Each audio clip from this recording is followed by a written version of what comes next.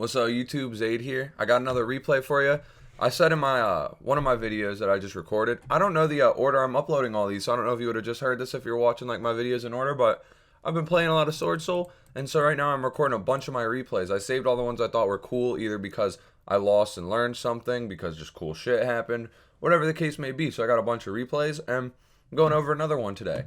I am, at this point, 760 rating. The dude I'm against right now is 619. Booyaka, booyaka. And I open Ash, Heavenly Dragon, Desires, Blackout Ash. He opened Imperm, Dasher, Karis, Kit, Piri Reis map. And the main thing I thought was cool about this replay is honestly his deck. He's playing 48 cards, which he sent me the list. I'm not going to share it with you guys because later on I was talking to him and he's playtesting for a YCS, I believe. So I'm not going to like put his list out in public if it's not something he would want. But I feel like it's a work in progress and it'll probably end up being less cards. But I'm really excited to see Piri Reis map being played. If you guys haven't seen yet, I made a video talking about almost every relevant search target for that card. And I think you should check that out. And the cards, it's really, really good. But, and back to the replay, I'm going second. My hand is decent for going second. I don't really have combo for if I were to have went first. But I have Desires, which will probably get me into something if he didn't Ash, which he doesn't have. So we're going to kind of see what his deck does and where it gets him. He activates Piri Reis, and I let it go through, it looks like. Oh, no, I said boy. He wasn't letting me get my chance to read. And so I ashed it. I don't know if I should have ashed it or not, but I feel like in a deck where they're playing Piri Reis, whatever they search, they really want, so it's probably safe. He then goes Karis, pitch Kit. Kit is probably going to dump Nerval, search Fractal. And then Karis effect for 2. Summon Blossom. Blossom special the Fractal. He's going to link 3 into, or 2 I guess, into Anaconda. And then Fractal, or not Fractal yet. Baron Blossom. Draws Chalice, puts back Dasher. And this is a really, really sick interaction with the Fusion Destiny package. How if you dead draw them, you can put them back. Also, I really just like the concept of a player playing the Tri-Brigade and like going into DPE stuff. Because recently we've been seeing a lot of just like only the Tri-Brigade as an engine and bird up to put up the Samorg statue and like double Dragon Lords and stuff. But seeing it do other stuff is really cool to me. I enjoy it. And then we're going to see Fractal effect. Banish 2. Probably putting up, ooh, actually puts up Bearbrum. And then he's going to use Anaconda. Send Fusion Destiny and the Garnets.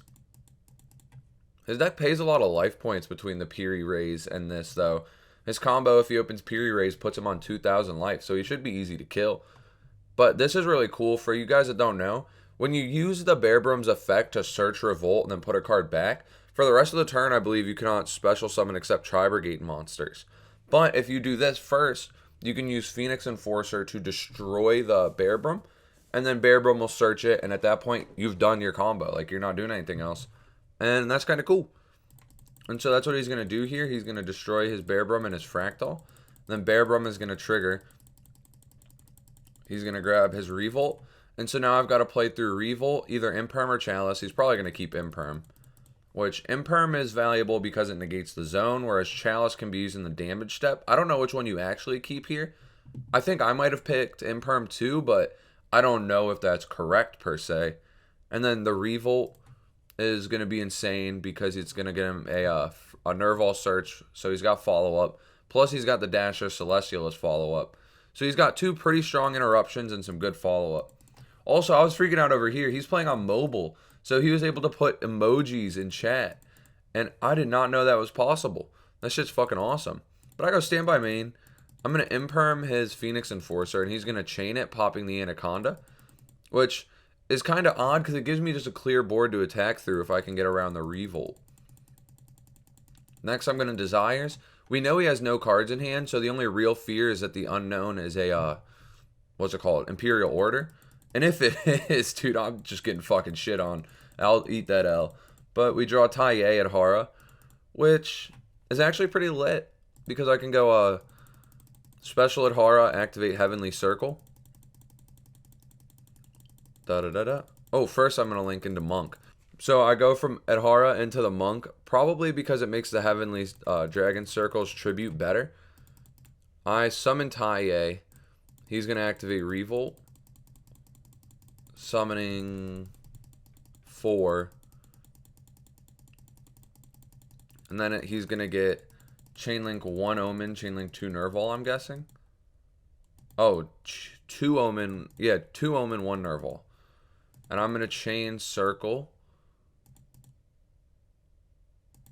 Tribute the Taiye to search Ashina. And does this not target? Yeah, this is non-targeting removal, so then he's going to get rid of my Monk and search a kit. And so now I can special Ashina. I don't know if there's much else I can do.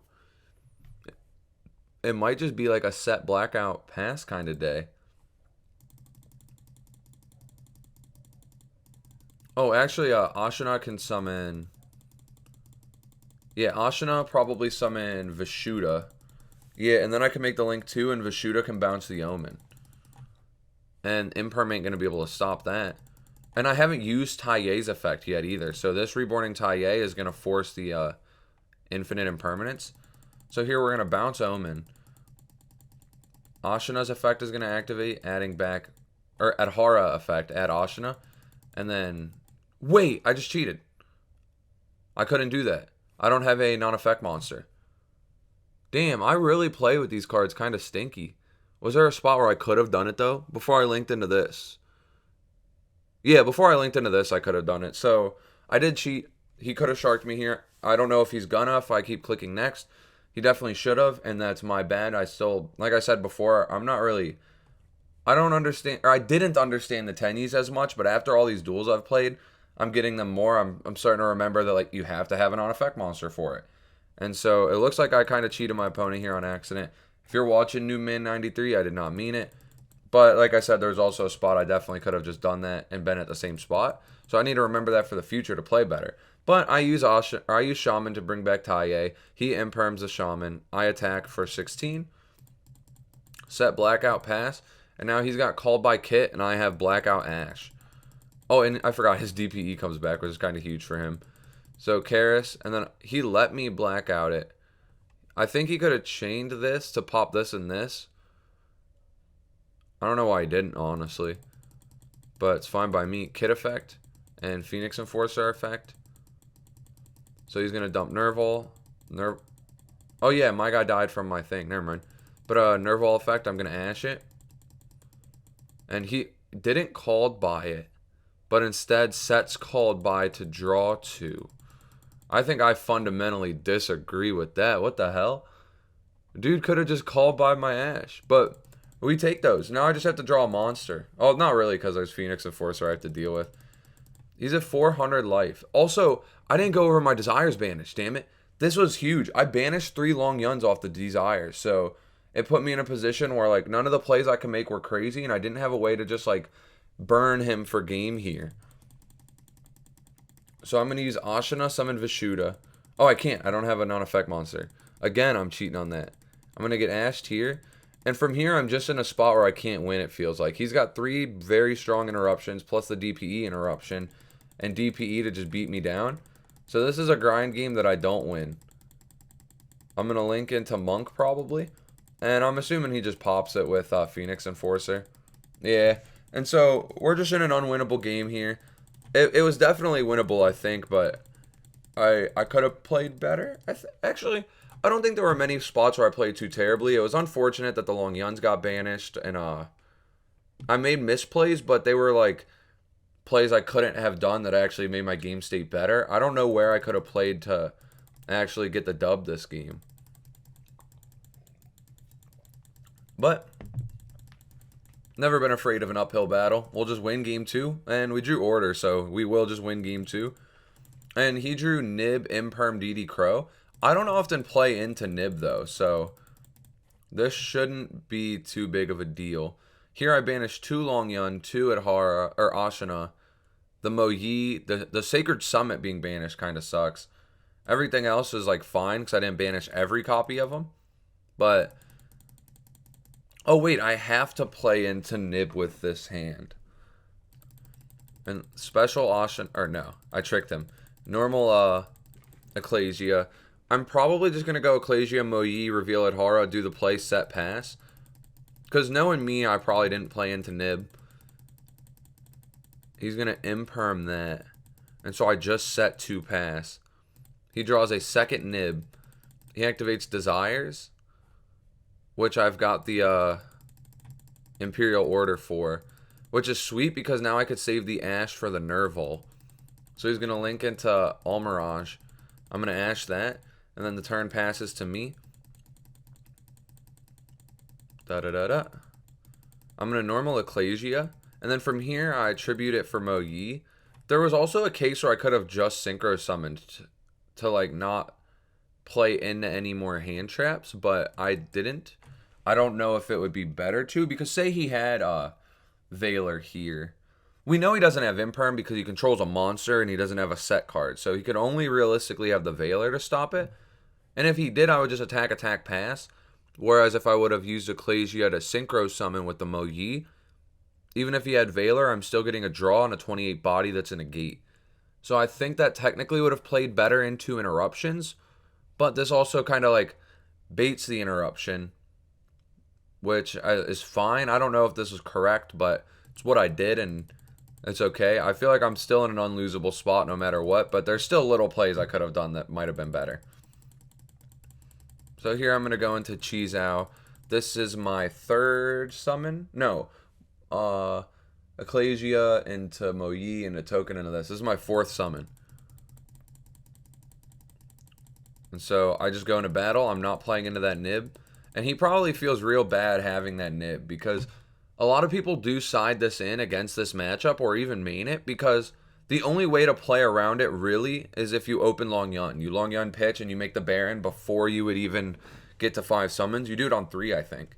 And so any other play, though, in order to put up multiple monsters on board that are negates, you have to play into Nib. The thing is, I just literally don't. If I can't make the Baron before 5, I tend to just like search a blackout and set some like spell trap interruptions. I play a pretty high hand trap count, and so if I have 1 or 2 hand traps in hand, a blackout and a Chizao, it feels like it's enough. And that might be incorrect, because there's a lot of times where I'll lose where I could have extended further and they didn't have Nib, but I've never really lost to getting nibbed, and that feels good.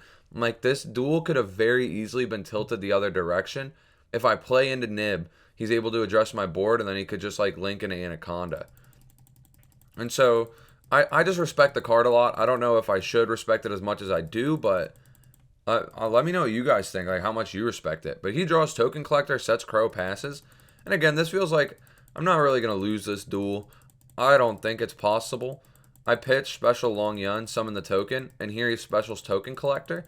So I'm on 2 summons. His Token Collector will come and destroy the token. And then I'm just going to cheese out the Token Collector to keep my token. And here we make the Baron, so now I can play. I can play without having to worry about the Nib, and he just scoops. And having the Baron also protects me from outs to order, which there's like none, but if he had it, I have the out. And so he's going first. He opened Imperm, Nib, Imperm, Foolish, Kit. And so these are his 2 combo cards. He's got 3 interruptions for me, and I've got Imperm Valor, which against this matchup are very, very strong interrupts. So he's going to Foolish, Kit into Nerval. Nerval search Kit, which I think is incorrect, to be honest. You've already got a Kit. Just get any other name. He's going to banish 2. I'm going to Valor, and he's going to set 2 pass. I draw evenly, and so I'm going to activate Desires. We're going to try to bait that Ash. Not really baiting an Ash, but, you know, if he has it, he has it. If he has Order, he'll flip it. And then I'll draw into Ecclesia Ashina. And then Battle Phase, drop to evenly. He gets rid of Kit and 1 Imperm, and so he gets to keep a 2nd Imperm. Main 2, I'll pitch Ashina, special out the Long Yun. Summon the token. Maybe I should have specialed Vishuddha first, but I didn't. If I would have specialed Vishuddha first and then did the Long Yun play, right here, I would pop, and then I'd be able to make Monk and then use Ashina's effect to special from deck. But I don't know if that's getting me anywhere. So I'm going to pop, he's going to chain, and that's fine. I'm not going to play into the Nib anyways. Although this is 3 summons, so if I would have done the play I'm talking about, I would have played into Nib. And so here I just set one pass, and now he still has 2 interruptions he has to play through on 3 cards, and 2 of his cards are hand traps, so they're not going to help him play through these. So he just sets Kit pass. Then I'm going to Baron pop his Kit. Kit's effect is going to go through. Send Nerval probably again. I'm going to let that resolve. I don't really see a point in using this on this because you only get 1 Baron negate. Because here I can just like summon Ecclesia and try to kill him through whatever hand traps he might have. And then if he has the nib, I just negate it and finish killing him. And if he does have something else, I'm still in a good spot with a negate. And so here I'm going to special out Taille effect. Banish. And this is another spot where, like I said, I play around nib all the time. I could negate the Veiler not knowing he has nib and just like try to kill him here. But my thought process is like he's on 2 cards. If one of them is nib, it puts him in a chance where he could win again. And if it's not nib, he's got 2 cards that could potentially be combo pieces. I know the Karis, so this could be a combo piece. And I've got Imperm Baroness to negate those. He draws, which means he would have to draw another good card, good enough to warrant me negating it. And so I just don't negate. I'm just going to put 48 damage into him. And now he's only at 2k. So Anaconda's not viable in his combo anymore. And I feel like I'm in a very good spot no matter what. He draws Judgment, and he's probably just going to lose here. He goes Karis for 2. Or on summon, actually. I Impermit, playing around Droplet. And then he just scoops. And so that's that match. I feel like, was it that game 1 that I think I could have played better? I don't know. I almost want to go back and rewatch the game 1 and see if there's something I could have did. But it was a fun match. I liked his deck. Dude was really nice to talk to, too. I enjoyed just the matchup in general. So if y'all game 1 saw anywhere I could have played better, let me know. And same with these games. Like, do you think there was, even not playing in the nib, if there were other, like, little plays I could have made that would have been better? And if so, leave it in the comments with a timestamp, and I'll get back to you. See ya.